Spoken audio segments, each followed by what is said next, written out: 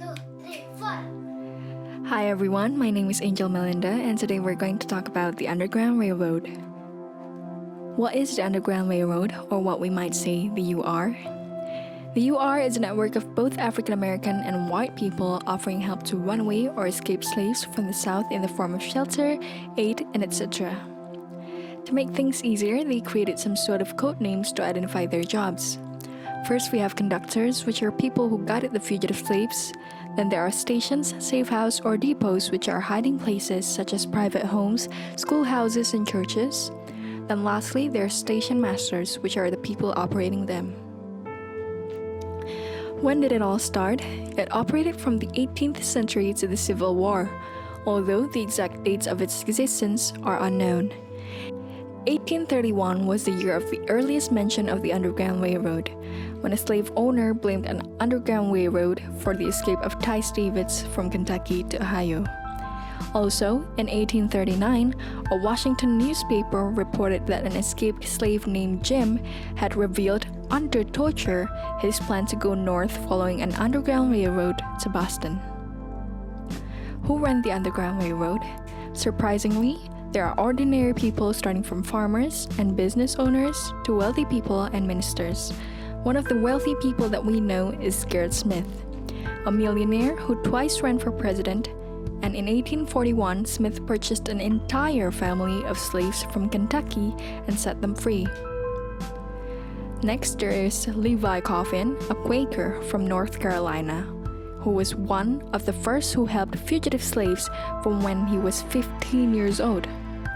Coffin said that he learned their hiding places and sought them out to help them move along. Eventually, they began to find their way to him. Coffin later moved to Indiana and then Ohio and continued to help escaped slaves wherever he lived. So, most of you might not know what a Quaker is. It is a part of Quaker abolitionists, which is the very first organized group to actively help escaped slaves. Quakers believe that all people are created equal in the eyes of God. In 1786, George Washington, who we all know, complained that Quakers attempted to liberate one of his slaves. Next, we're going to talk about the famous people behind the Underground Railroad. First, we have Harriet Tubman. Harriet Tubman was the most famous conductor for the Underground Railroad. Born a slave named Araminta Ross, she took the name Harriet. Tubman was her married name when in 1849 she escaped a plantation in Maryland with two of her brothers. They returned a couple of weeks later, but Tubman left again on her own shortly after making her way to Pennsylvania.